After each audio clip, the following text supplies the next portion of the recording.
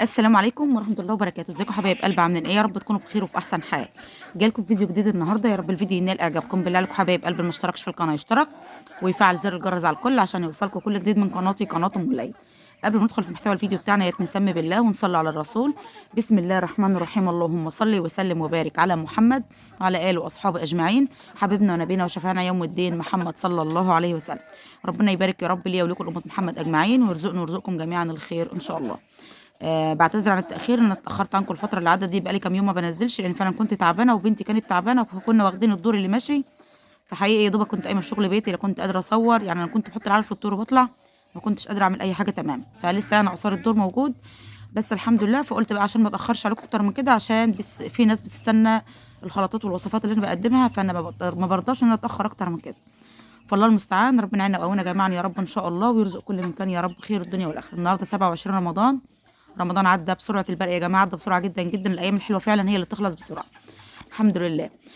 دي دفعه البط اللي كانت خارجه معانا من الفقاسه، بسم الله ما شاء الله ولا حول ولا قوه الا بالله، الله اكبر عليهم. كبروا معانا بسرعه دول دلوقتي. حوالي العمر بتاعهم حوالي 50 يوم، ربنا يبارك فيهم يا رب ان شاء الله، ويرزق كل من كان يا رب خير الدنيا والاخره. الدفعه دي انا هطلعها ان شاء الله في شهر 5، فانا بحاول اديلها تسمين عالي جدا جدا.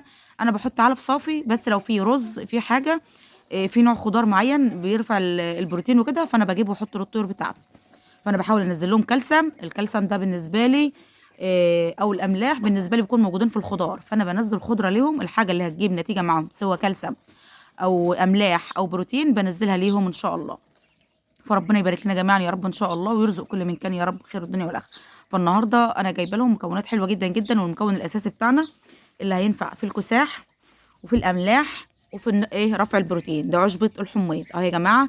في ناس كتير بتقول لي مش موجود عندنا الحميض ده، يا جماعه موجود في جميع الاراضي الزراعيه، مفيش ارض زراعيه بتخلي من الحميض، وفي ناس بتبيع في الاسواق. مفيش حميض، في سبانخ. سبانخ، عشبة السبانخ برضو زيها زيه، بس الحميض بيمتاز عنها ان هو فيه احماض، يعني الاملاح فيه عاليه جدا جدا، واحنا محتاجين املاح للطيور للبط بتاعنا بالذات عشان يربي العظم بتاعه يكون قوي جدا جدا، ويكون الكالسيوم عنده مظبوط. فلو انت عايزه تقوي العظام بتاعه البط بتاعتك وتزودي الكالسيوم عندهم وتزودي البروتين، مش هتلاقي احسن من الحميض. السبانخ فيها البروتين وفيها الكالسيوم، بس ما فيش فيها الاملاح اللي احنا محتاجينها ديت. العشبه بتاعتها تحس بتدي فيها نسبه ملوحه، فاحنا محتاجين الاملاح عشان نقوي العظام بتاعه البط بتاعتنا. فاحنا هنخرط المكون بتاع الحميض بتاعنا. ومعايا كميه هنا من الرز على الشعريه اهوت، معمول بسمنه بلدي، وفي كميه شوربه انا حطاها فوق منه، وهنضيف عليها كميه العلفه اللي موجوده معانا. ده العلف بتاعنا اهوت. يعني الوجبه اللي هعملها لهم دي النهارده ممتازه جدا جدا. لا خليكم قدامين بقى، خليكم بعيد على مخرط الحمام. فالوجبه اللي انا هعملها للبط بتاعي ديت مفيده جدا، كالسيوم، بروتين، املاح. بصوا اللي انتم محتاجينه هتلاقوا في العشبه دي، لان العشبه ديت بتمتاز فيها نسبه بروتين، لان فيها تعتبر فيها نسبه زيوت، فيها نسبه املاح، فيها نسبه كالسيوم ممتازه جدا جدا. فاحنا هنخرط الحمص بتاعنا ونقلبه على الرز وعلى العلفه بتاعتنا، فخليكم معايا. خرطنا الحموضه يا حبايبي، انا مش ملحقاهم، يعني انا لو سبتهم قدام منهم كده المزازه اللي فيه والله العظيم بيخلي البط بينهبل عليه اهو، شايفين؟ بسم الله ما شاء الله، الله اكبر، ربنا يبارك يا رب. ربنا يبارك ليا ولكم الامه محمد اجمعين، ويرزقنا ويرزقكم جميعا يا رب خير الدنيا والاخره. بسم الله ما شاء الله، حاجه تحفه. هنحاول بقى نحطهم ما عادش الا حاجه بسيطه، نحط لهم كده فوق العلفه كده، بسم الله الرحمن الرحيم، ونقلب العلفه مع الرز مع الحميض. وجبه ممتازه جدا جدا، الله اكبر عليها، ممتازه 10 على 10. اعملوا بس للبط بتاعكم كده، ومعاهم الفراخ الساسو اهيت والفراخ الفيومي اللي انا هيشهم له البيض، فاحنا بنقسسهم مع بعض كده، بسم الله ما شاء الله. الوجبه دي ممتازه جدا جدا، الله اكبر عليها. خلصوا شويه الحميض على ما خرطتهم، كانوا هم قضوا عليهم. فهو موجود جنب مني هنا في الاماكن هنا جنب مني كتير، عشان انا موجوده في ارض زراعيه، فموجود هنا كتير. فربنا يبارك يا رب ان شاء الله. انا بحدف لهم والله على الارض من ساعتها، وما استنوش برضو ان انا ابدا تصوير، دوروا الاكل فيه. ربنا يبارك ويحمي يا رب، اللهم امين، ويرزق كل من كان يا رب خير الدنيا والاخره. اهو بسم الله ما شاء الله، الله اكبر. البط شهيته مفتوحه جدا جدا، والفراخ كمثل برضو. فربنا يبارك يا رب. هو مقسم بقى العلف ده على طبقين كمان، اوعوا كده.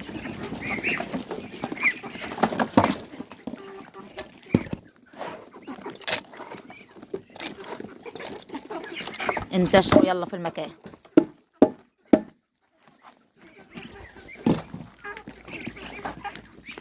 اهو يا حبايبي قدام منكم اهو، بسم الله ما شاء الله، الله اكبر، ربنا يبارك. دي الكميه اللي موجوده عندي. البط زي ما قلت لكم ان هو هيطلع معانا ان شاء الله في شهر 5، لان انا محتاجه مبلغ في الشهر ده، فانا سايباهم لشهر 5 ان شاء الله. ربنا يبارك فيهم ويطول في عمرهم وايه ويعدوا معانا ان شاء الله. فان شاء الله هطلعهم في شهر 5. ومعانا الفراخ الساسو ومعانا الفراخ الفيوم. انا بعتذر عن الاضاءه لان المكان اللي انا قاعده فيه ظل، فما فيش فيه اضاءه، فالتصوير فيه بيبقى ضلمه شويه. بس بسم الله ما شاء الله، الله اكبر. حجم البط معانا الله اكبر عليه، بسم الله ما شاء الله، حجمه كويس جدا جدا. انا نقيت الفراخ الساسو، نقيت الاحجام الضعيفه عشان اما اسيبها للبيض ما تبقاش تقيله وايه وتتعب مني في الصيف. حتى الديك اهوت، انا لقيت الديك الصغير، ما لقيتش الديك ايه كبيره. لسه عندي ديك جوه كبيره، بس انا فضلت ان اخد الصغير لان انا هربيهم للبيت عندي، يعني مش هربيهم للتجاره وكده، لا انا هربيهم ان انا اربي منهم لبيتي وكده، الاكل ايه البيت. فربنا يبارك لي الجميع يا رب ان شاء الله، ويرزق كل من كان يا رب خير الدنيا والاخره، اللهم امين. فده المكون الاساسي اللي انا بشتغل عليه الدكتور بتاعتي، وهو الحماض. مش شرط يتحط البط بس هو اساسي للبط، لان هو بيزود البروتين وبيزود الكالسيوم وبيقوي عظم البط بتاعك بنسبه الاملاح اللي موجوده فيه. فهو ممتاز جدا جدا. فربنا يبارك لنا جميعا يا رب ان شاء الله، ويرزق كل مكان. الفراخ معانا بسم الله ما شاء الله اهيت. دول مش هيغيبوا، يعني يعتبر شهرين بالظبط او شهر ونص ويبيضوا معايا. فانا منقيه الاحجام الصغيره، مش منقيه احجام كبيره. فربنا يبارك فيهم. اتعودوا بره بقى على الشمس وعلى الظل وعلى الهواء وعلى كله، فتعودوا على المكان بره. فربنا يبارك يا رب. ندخل بقى نشوف الطيور بتاعتنا كده. بسم الله الرحمن الرحيم. انت بتعملي ايه جوه؟ طب ايه اللي موقفك هنا؟ انت تايهه ولا ايه؟ اطلعي يا حاج. ديت لها عين ما بتشوفش بيها، فعشان كده هي مش بتطلع الا لما انا اطلعها بايدي. اهم بسم الله ما شاء الله الكميه قدام منكم، الله اكبر عليهم. ربنا يبارك فيهم يا رب، اللهم امين. ربنا يبارك للجميع. ده الكتاكيت الصغيره بتاعتنا اللي طالعه معانا الاخر، بسم الله ما شاء الله، الله اكبر. وده البط بتاع واحد صاحب ابني، فهو ليه دفعه تانية هتطلع، فقلت هو ملوش الا 3 بطايات، منهم واحده رجليها عامله ازاي شايفين، بس بتاكل وبتشرب وعايشه. فهو طلع له 3 بطات، فليه دفعه تانية هتطلع قريب، فقلت ايه اسيبهم احضرهم ليه لما التانيين يطلعوا يجي ياخدهم على بعضهم مره واحده يعني. فما فيش مشكله. مش عارفه انا ماليش حظ في البراهمه ليه الفتره دي. كل البراهمه اللي طلعت عندي ماتت، ما فضلش منها الا حوالي كتكوتين او 3 هما اللي فضلوا عندي. يعني كان طالع لي حوالي اكتر من حوالي 12 كتكوت او 13 كتكوت، ماتوا كلهم. بصراحه مش عارفه في ايه، هو بقى مناعتهم وحشه ولا ايه الدنيا معاهم بالظبط. ولسه معايا كتكوت في الدفعه دي، والدفعه التانية ديت ما اعرفش كتكوت او 2 اللي موجودين معايا هنا. يعتبر كتكوت برده موجود معانا اللي هو البني الكبير ده. فكل البراهمه اللي طلع عندي والفارسي مات. ففي مشكله. ممكن يكون في بيض من اللي جاي لي من بره في الفقاسه، في فيروس هو اللي عمل عندي المشكله دي. حاليا اللي موجود عندي 3 كتاكيت براهم، 2 هنا وواحد فوق. الفريسه حتى اللي طلع مات، يعني ما فضلش. فمش عارفه بقى يبقى فاضل فيهم كتكوتين هنا ولا حاجه، الله اعلى واعلم. انا بتمنى من الله حتى لو يطلع لي فيهم ديك وفرخه حتى في اللي فاضلين دول، فالحمد لله. قدر الله وما شاء فعل. ربنا يرزقنا الخير يا رب، اللهم امين. ويرزق كل من كان خير الدنيا والاخره. فدول اللي فاضلين عندي، والدفعه اللي كانت طالعه الاول ودي الدفعه الثانيه. البراهمه بس اللي كانت موجوده فيها هي اللي ماتت، ما فضلش معايا الا كتكوت واحد هو اللي فاضل معانا حاليا. فالحمد لله قدر الله وما شاء فعل.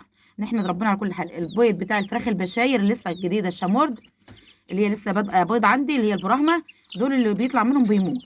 انما العتائي بسم الله ما شاء الله الانتاج بتاعهم الحمد لله عايش معايا. فالحمد لله قدر الله ما شاء فعل. ربنا يبارك لنا يا رب وليا ولكم لأمة محمد اجمعين يا رب، اللهم امين. وما يضيعش لاي حد تعب، ولا يخسر اي حد في ماله ولا في اي حاجه يا رب، اللهم امين. واهم شيء ولادنا وصحتنا يا رب يبارك لنا فيهم يا رب ان شاء الله. ربنا يرزقنا ويرزقكم جميعا خير الدنيا والاخره، كل من يقول اللهم امين يا رب. معانا فراخ برقبانه اهيت، خليط بزراميط. فربنا يبارك فيهم يا رب ان شاء الله، ويرزق كل من كان يا رب، اللهم امين. ده كان الفيديو بتاعنا النهارده، وبعتذر لو اتاخرت عليكم، بس حبيت اقدم لكم المعلومه لاي حد عنده بط وعايز يهتم بيه وما يحصلش فيه اسهالات، ما يحصلش فيه اي مشكله. عشبه الحمص دي يا جماعه ممتازه جدا جدا. وحاولوا بقدر الامكان الفتره دي تعملوا وصفه للطيور، رمان على شاي على اللهم صل على محمد على شيح، حلوه جدا جدا للاسهالات. لو اي حد عنده مشكله في الاسهالات الرمان بيقتل الاسهال. حطوا نشا على العلف، والله المستعان. ربنا يعيننا ويقوينا جميعا يا رب ان شاء الله. اشوفكم في فيديو جديد، والسلام عليكم ورحمه الله وبركاته.